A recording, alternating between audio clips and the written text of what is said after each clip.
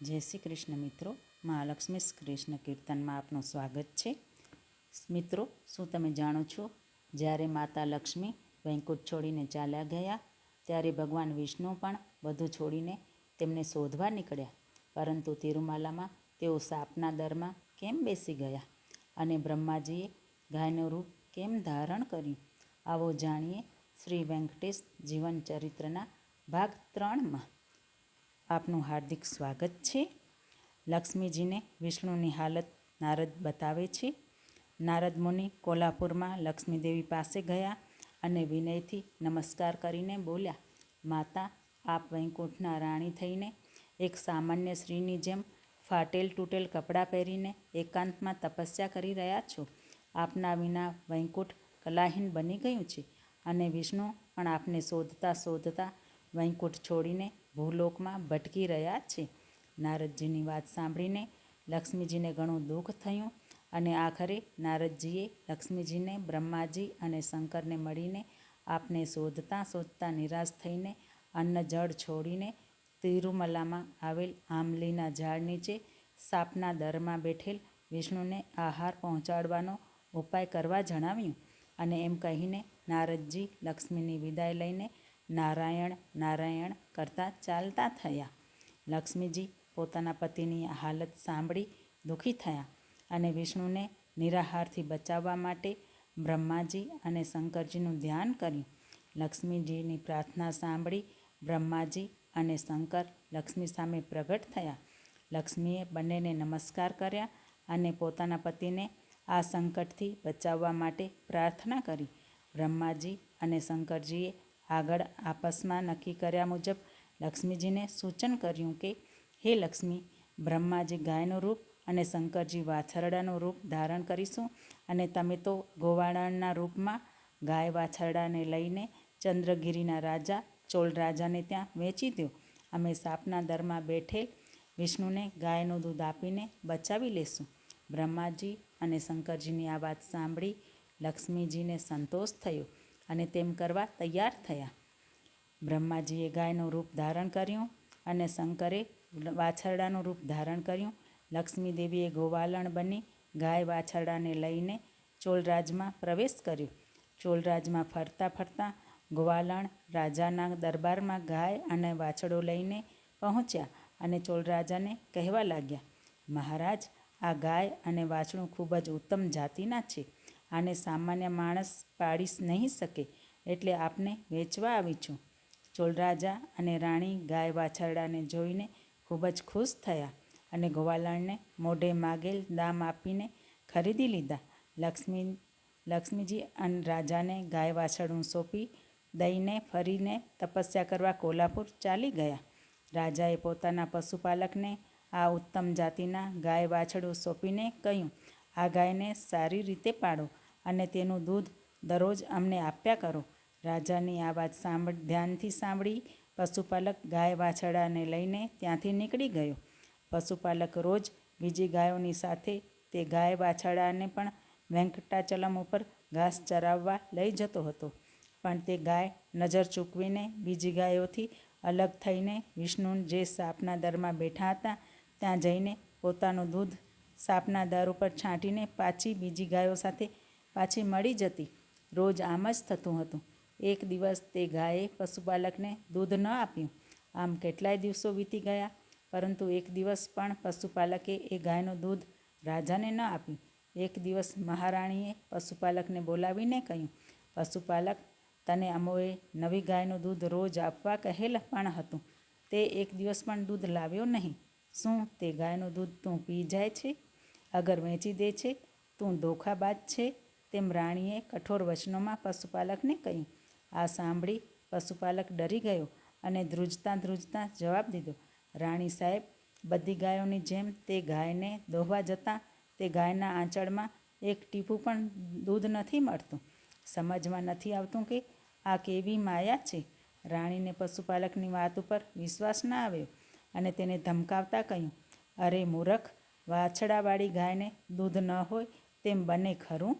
તું દગાબાજ છે. કાલે તે ગાયનું દૂધ જરૂર લાવવું જોઈએ. એમ કહીને પશુપાલકને મોકલી દીધો. પશુપાલક પણ રાણીની વાત સાંભળીને ડરી જઈને ત્યાંથી નીકળી ગયો. પશુપાલક રોજની જેમ ગાયોને ચરાવવા માટે વેંકટાચલમ પર્વત ઉપર લઈ ગયો, પણ આ નવી ગાય ઉપર નજર રાખીને જોવા લાગ્યો. રોજની જેમ ગાય વિષ્ણુને દૂધ આપવા માટે સાપના દર પાસે પહોંચી ગઈ અને પોતાના આંચળથી વિષ્ણુને દૂધ આપવા લાગી. આ આશ્ચર્યજનક ઘટનાને પશુપાલકે એક ઝાડની પાછળ સંતાઈને જોઈ અને ગુસ્સામાં આવીને કુહાડી લઈને ગાયને મારવા દોડ્યો. વિષ્ણુને પહેલાં જ ખબર પડી ગઈ હતી, તેથી ગાયને બચાવવા માટે સાપના દરમાંથી બહાર આવવા ઉઠ્યા. તેવે સમયે વિષ્ણુને પશુપાલકની કુહાડી માથા પર વાગી ગઈ. કુહાડી માથામાં વાગતા વિષ્ણુના માથામાંથી લોહી નીકળવા માંડ્યું. આ બનાવને જોઈને પશુપાલક બેભાન બનીને પડી ગયો. લોહી ગાયના ઉપર પણ પડી ગયું. આ ગાય જોઈને ત્યાંથી દોડતા દોડતા ચોલ રાજા સામે આવી ગઈ. રાજા ગાય ઉપર લોહીના ડાઘ જોઈને ચકિત થઈ ગયા. ગાયે રાજાને પોતાની સાથે આવવા ઈશારો કર્યો. રાજાએ ગાયનો ઈશારો સમજીને ગાયની સાથે વેંકટાચલમ પહોંચીને ત્યાં બેભાન પડેલા પશુપાલકને જોયું. સાપના દરમાં માથામાં થયેલી ઈજાથી દુઃખથી પીડાતા વિષ્ણુના કણસવાનો અવાજ સંભળાવા લાગ્યો. આ અવાજ સાંભળી રાજાએ પોતાના રક્ષકોને ચારે બાજુ શોધવા મોકલ્યા અને પોતે અવાજની દિશામાં સાપના દર પાસે પહોંચ્યા. દરમાં જોયું તો વિષ્ણુ દર્દથી પીડાઈને કણસી રહ્યા હતા. રાજાએ વિષ્ણુને જોઈને કહ્યું, મહાપુરુષ, આપ કોણ છો? આપની આવી હાલત કેવી રીતે થઈ? અજાણતા થયેલ ભૂલને આપ માફ કરો. આ વાત સાંભળી વિષ્ણુએ આંખ ખોલીને રાજા સામું જોયું અને બોલ્યા, હે મૂરખ, હું કોણ છું? મને જાણવા માંગે છે? જોવા માંગે છે? તો જો. એમ કહીને વિષ્ણુએ પોતાનું અસલી રૂપ બતાવ્યું. રાજા વિષ્ણુનું અસલી રૂપ જોઈને ડરથી ભયભીત થઈને વિષ્ણુના પગમાં પડી ગયો અને પ્રાર્થના કરવા લાગ્યો, હે પ્રભુ, મને માફ કરી દો.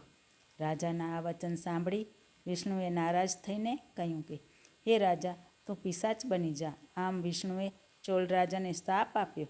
રાજા ખૂબ દુઃખી થઈને વિષ્ણુને પ્રાર્થના કરવા લાગ્યો કે, હે સ્વામી, હું નિરપરાધ છું. મને આ બધી ખબર નહોતી, એટલે મેં મારા નોકરોને કોઈ આજ્ઞા નહોતી આપી. આ મારું પાપ નથી, મને માફ કરો. રાજાની આ વાત સાંભળી વિષ્ણુ બોલ્યા, હે રાજા, રાજાના નોકરોના ગુના માટે રાજા ગુનેગાર છે. તે માટે તારા નોકરના ગુનાના લીધે તું ગુનેગાર બનેલ છે અને તેનું ફળ તારે ભોગવવું પડશે. નારાયણની આ વાત સાંભળી ચોલ રાજાએ દુઃખી થઈને કહ્યું, હે નારાયણ, પુરુષોત્તમ, મને ખબર નહોતી કે આપ સાપના દરમાં પડ્યા છો. આ મને પહેલાં ખબર પડી હોત તો હું ખુદ આવીને સેવા કરત.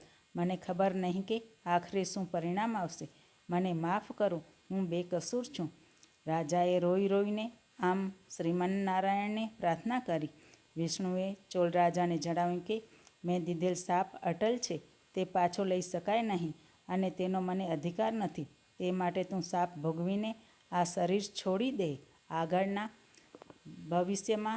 આગળના જન્મમાં તું ફરીને આ ચોલવંશમાં આકાશ રાજાના નામે જન્મ લઈને તારી દીકરી પદ્માવતીના લગ્ન મારી સાથે કરી દેજે અને પછી તું મને એક અમૂલ્ય વજ્ર કિરીટ પણ અર્પણ કરજે. તે હું દર શુક્રવારે ધારણ કરીશ. તે સમયે તું મારા દર્શન કરીને મોક્ષ પામીશ.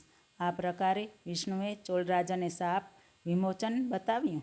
બેભાન થઈને પડેલા પશુપાલકે ભાનમાં આવી વિષ્ણુની સામે જોયું અને વિષ્ણુના પગમાં પડીને રોતા રોતા કહ્યું, હે પ્રભુ, હું મૂરખ છું, મને ક્ષમા કરો. અજાણતાથી થયેલ મારી ભૂલથી મારી રક્ષા કરો. આમ પશુપાલકે રોતા રોતા પ્રાર્થના કરી. શ્રી વિષ્ણુ એ પશુપાલકને જોયા અને કહ્યું, રે પશુપાલક, તું અપરાધી નથી. આમાં તારો વાંક નથી, એટલે તારી રક્ષા કરી છે. આ ભૂમંડળમાં સૌથી પહેલાં તે મારા દર્શન કર્યા છે અને તે માટે મારા આ અવતારમાં મારા મંદિરમાં પણ તારા વંશ ગોલવંશવાળાઓને જ મારા પહેલાં દર્શન મળશે. હવે તું નિશ્ચિંત રહે. શ્રી વિષ્ણુની આ વાત સાંભળી પશુપાલક હરીથી વિદાય લઈને ચાલતો થયો. શ્રી વિષ્ણુએ પશુપાલકને આપેલા વરદાન મુજબ આજ સુધી તેનો વંશ બાલાજીના પ્રથમ દર્શન કરી રહ્યો છે. બાદમાં જ મંદિરમાં બીજા કાર્યક્રમો થાય છે અને આજ પણ વિષ્ણુને કુહાડી મારવાવાળાના વંશજોને જોઈ શકીએ છીએ.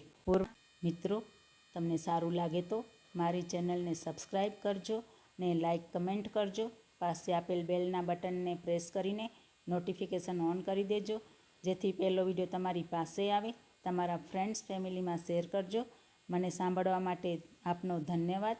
જય શ્રી કૃષ્ણ. મિત્રો, આગળનો ભાગ આપણે ચોથા ભાગમાં જોઈશું. જય શ્રી કૃષ્ણ.